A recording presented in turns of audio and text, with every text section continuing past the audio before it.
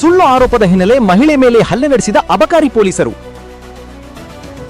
ಅಬಕಾರಿ ಇನ್ಸ್ಪೆಕ್ಟರ್ ಗೀತಾ ತೆಗ್ಗಿ ದರ್ಪ, ಚಂದ್ರಬಾ ಎಂಬ ಮಹಿಳೆ ಮೇಲೆ ಹಲ್ಲೆ ಆರೋಪ.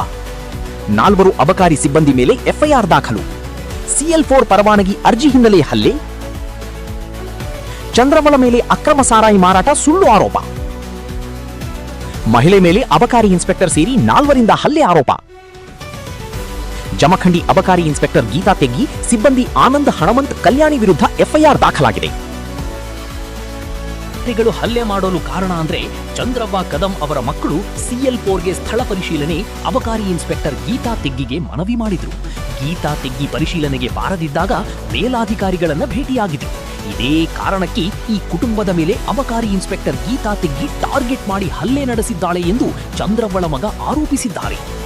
ಒಟ್ಟಿನಲ್ಲಿ ಅಬಕಾರಿ ಇಲಾಖೆಯಲ್ಲಿ ಕೆಲಸ ಕಾರ್ಯಗಳು ಸುಸೂತ್ರವಾಗಿ ಆಗಬೇಕು ಅಂದ್ರೆ ಅಧಿಕಾರಿಗಳನ್ನ ಚೆನ್ನಾಗಿ ನೋಡ್ಕೋಬೇಕು, ಇಲ್ಲಾಂದ್ರೆ ಕೆಲಸ ಆಗಲ್ಲ ಅನ್ನೋದು ಈ ಪ್ರಕರಣದಿಂದ ಮತ್ತೊಮ್ಮೆ ಬಹಿರಂಗಗೊಂಡಿದ್ದಂತೂ ಸುಳ್ಳಲ್ಲ.